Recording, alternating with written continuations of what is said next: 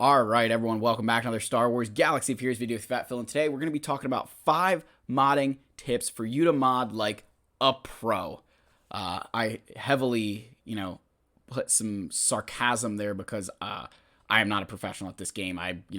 Amateur is much better way to describe me. But here's 5 modding tips that I have found that I think will really help you in your journey, not only to modding your roster better, but also to be more successful in game modes and get more out of the characters in your roster. So let's get into it. But first and foremost, gotta thank the channel members at the Wampa and Jedi Master tiers so much for all of their continued support. I do really appreciate it, guys.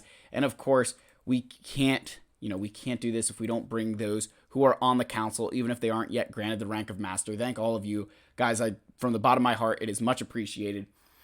Your support is what makes this channel, really tick. I appreciate it, guys. So let's get in here. Let's talk about the 5 modding tips. So, the first one we have is play the mod, not the odds. So, if you've ever listened to any movie about poker, they're always like, you don't play the hand, you play the man, right? And, in a way, you can kind of take that into modding a bit. And here's what I mean. So, we're going to go to our king here. And whenever you slice a mod, right? If you go to slice, calibrate, whatever, you have a 25% chance of getting one of these things. That if I go in and I'm like, hey, I'm going to calibrate this, I have a 25% chance of getting any one of these stats. Like if I start with the offense, I'm going to calibrate this offense for some reason. I have a 25% chance to roll offense, 25% for speed, 25 for tenacity, 25 for health.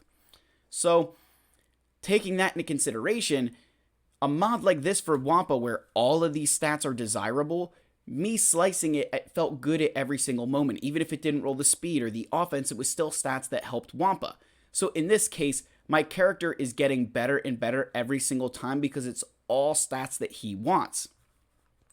Even up here, this one only has 9 speed, but it's got health, it's got tenacity, so I took that chance that, yeah, I wouldn't get the crit chance, and I did, of course, but I was willing to play the odds that, I was willing to play the mod that, yes, or the odds were in my favor, to quote, the Hunger Games, right? Down here, a similar situation where it paid off. I only got, one of the flat stats here on the protection, which you always get, right? You always get one roll of something, but everything else went into the speed, offense, and tenacity.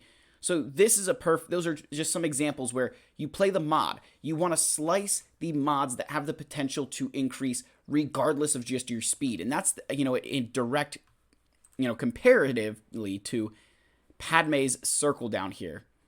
So this circle, we've got 18 speed. And then critical chance, flat offense, and flat health. These flat stats are garbage, and critical chance I'm not a big fan of as a secondary stat for a lot of characters. Like, unless your kit really wants it, I just don't think it's the greatest secondary stat in my personal opinion. So, 18 speed, and everybody would be like, oh, Phil, you should slice this mod up. But I look at it from the perspective that I only want one of these stats, and it's the speed. None of the rest of these really help Padme. Like, even flat health is not going to make that big of a difference. So, I don't think that's nearly as valuable of a mod compared to, say, her square up here where it's got tenacity and health percent. The flat offense, hey, it rolled, right? You can't stop it from rolling, but it's a little bit slower, but it's got these secondary stats that have better stats on them. Now, don't get me wrong. Speed is very important. You want your characters to be fast, but when it comes down to trying to figure out what to slice and what to calibrate, I would prioritize the mods where you have the best chance of rolling something that is desirable for that character, right? You don't want to just be slicing a mod. Like, don't take these mods that are, it's, one more slice and I'll get, a 5 speed roll. Like, even 6 extra speed here. Does that help Padme? Yeah, sure. But is it worth me taking it all the way to gold to get there? Absolutely not. Maybe it's worth 1 slice here, but I'd rather save that for some other characters when I'm moving along. So that's the first one, right? Whenever you're slicing and calibrating, play the mod, not the odds. It's a 25% chance of you're going to get whatever you want to roll. So why not make that chance higher and say, hey, you know what? There's a 75% chance I'm going to get something that could help this character. Because you've got to go into it thinking you're not going to get speed every single time, right? You buy a mod and you're like, okay, please just give me X number of speed and I'll be happy. So that's the first one, right? Play the mod, not the odds. Secondly, we've got Malicos down here, and it's planning ahead. right? So here's what I mean. Whenever I'm close to unlocking a character, I'm thinking about gearing them up, I always start planning ahead. I'll start building a mod set. Be like, okay, he needs offense and health, right? So I'm going to build a mod set that somewhat resembles what he needs. Now, these are obviously taking mods off of characters that are currently in my account. And again, this is not a set I would use for Malicos. I'd go a lot more crazy than this, but just, for proof of concept. Same thing with Dr. Aphra. I would try and build a better set than this, but I just kind of put some random stuff on here. But what this does, this gives me a baseline. This tells me, hey, these are the mods I should be working on at the current time. That way I can keep my eye out and see, hey, there's an offense mod in the store, I'm going to buy that. Hey, there's some potency, I'm going to go look for that. By creating this set in advance of that character, you're planning ahead, you're thinking about what am I going to need, and then I unlock Malicos, I equip these mods right away, and then I go into the rest of those characters. And you guys have watched me do that, where I go into the characters that I took mods off of and start remodding from there. I find that a lot easier than trying to create a set for Malicos, and then you've got to rip mods off of all these different people. Like, it's really easy just to make the set that you're going to use, and then start trying to find those ones for replacements for everybody else in your account, right? So I think planning ahead is extremely important. I think if you can, plan ahead successfully for modding, your life just gets incredibly easy. Next is utilizing arrows. And so this is an interesting one here, but I'm going to show you guys, that one of the areas I think a lot of players always mess up on is they don't utilize arrows. And what do I mean by utilizing arrows? You're like, Phil, I use arrows all the time. What are you talking about? They don't always need to be speed up here. I have so many characters where I do not have speed on the arrow because I can get a lot of speed in the secondary. If you look, the difference between this mod with 25 speed and say this one down here, right? So 7 speed, or in this example, there's 12 speed difference here. But I'm getting almost, I'm getting 21, almost 20 more % protection. And then obviously, getting some, defense. But like you look, for 12 speed, I'm getting 20, over 20% protection on this mod. I mean, we'll take that, right? I'll take that to the bank and I'm going to friggin' run with it. So you want to utilize arrows at times where you don't always need that much speed. Like, would 12 speed on Lord Vader make a difference for me? Maybe in some fights. Mine's a little bit slow, but I'd rather have the protection, which makes a far bigger impact. On Sith Trooper, I did the same thing here. I got 25 speed, and I've got this arrow with 8.5% offense. Like, that is awesome, right? I'm willing to take a reduction of speed for the gain in offense that I'm getting there. So, and you could say, well, Phil, what if you get, really high offense % on like an, arrow there? And it's like, you can, but I'm not willing to. This is one of the other things, like this is just, sidebar, but like with the arrows, I'm not willing to try to slice this with the hope of rolling offense %. It's just not something I'm willing to do. I'd rather just leave it there for right now and focus on other mods.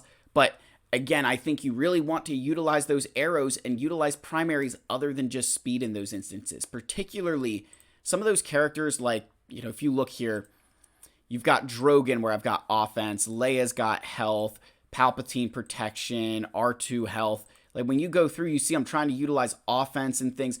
You want to try to utilize other stats, especially like on Galactic Legends. If you can get other ones there, your GLs are already super fast.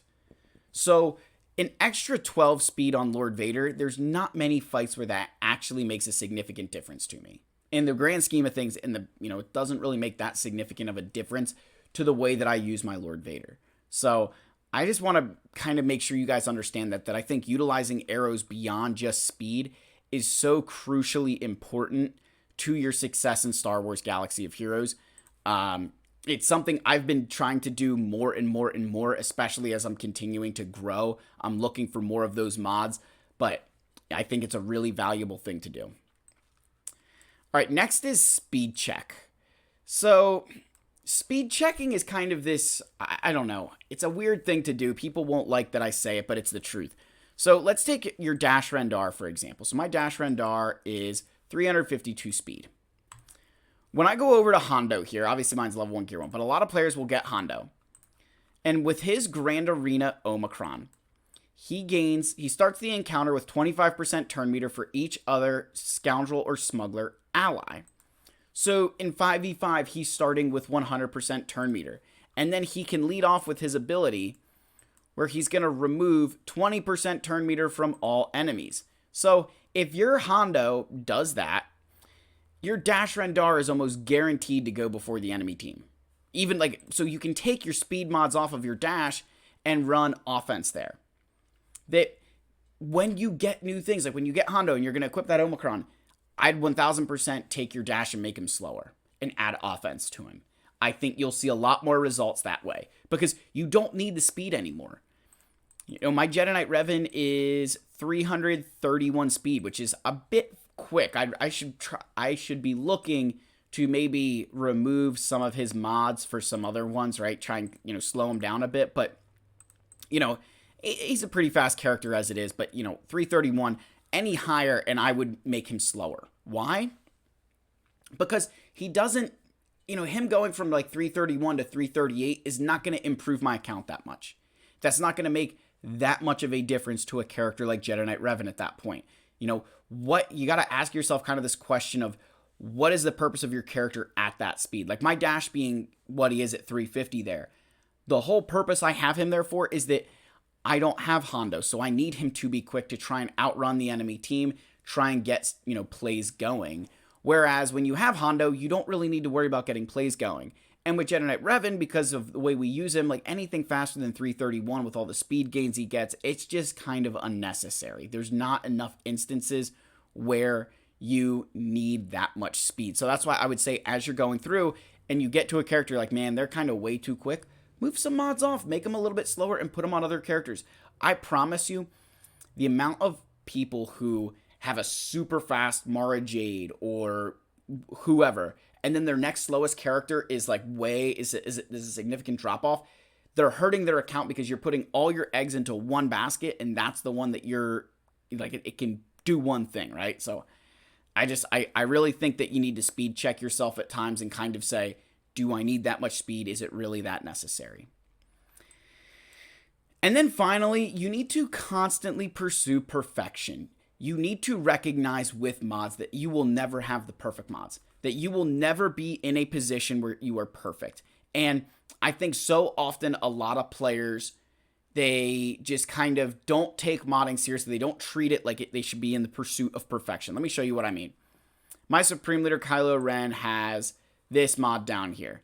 24 speed, 8.5% offense. Like, this is a pretty good mod. It's got health percent on it too, but I could make it better. There's other things I could add here that would make it better. Or this crit damage mod here. It's got, you know, I could get some better stats on this overall. I could get some more health percent. I could get more speed on it. You know, that you're in this constant pursuit of perfection. And it brings me back to this episode of Scrubs, which I really hope I don't date myself with this reference, but Scrubs was one of my favorite shows.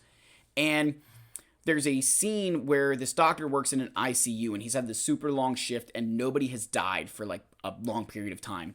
And so he's trying to keep his streak alive. Like they call it like the perfect game, like a perfect game in baseball where nobody reaches first base, whether on a walk or a hit. It's a perfect game and it's so rare. And so this guy's trying to do that in this hospital. And he gets to, 5 minutes to go in his shift, 5 minutes to midnight, and a patient dies.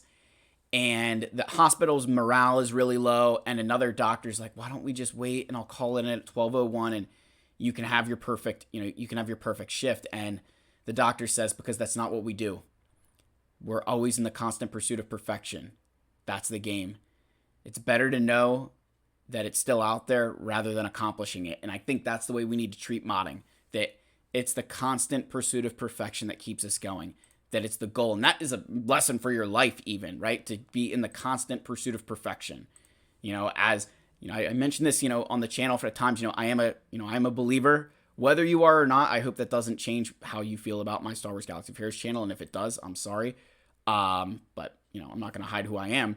But as a believer, I know I'm not perfect and I recognize that, but I constantly strive to do better.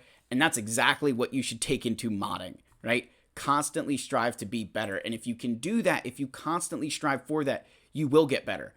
Mods are one of the most important things in this game because they can be transferred between characters. You cannot take your Relic 9 off of, your Admiral Piet and put it on Sith Eternal because Darth Bane is coming into the game, right? You can't do that. But you can take your mods off of whoever and give them to Sith Eternal because Bane is coming. That you can make those changes to your account, and that's where I think you need to capitalize on mods, is that they're the only resource in this game that can move. You can't move Zetas, you can't move Omicrons, Omegas, you can't move gear, relic levels, but you can move mods. That is why I put so much importance on them, because they are inherently more valuable because they can be swapped. So that's the end of the video, guys. That is 5 tips for you and some life advice. So let me know what your thoughts are down below. As always, hit that subscribe button, leave your likes, leave your comments, and I'll see you on the next video. Cheers.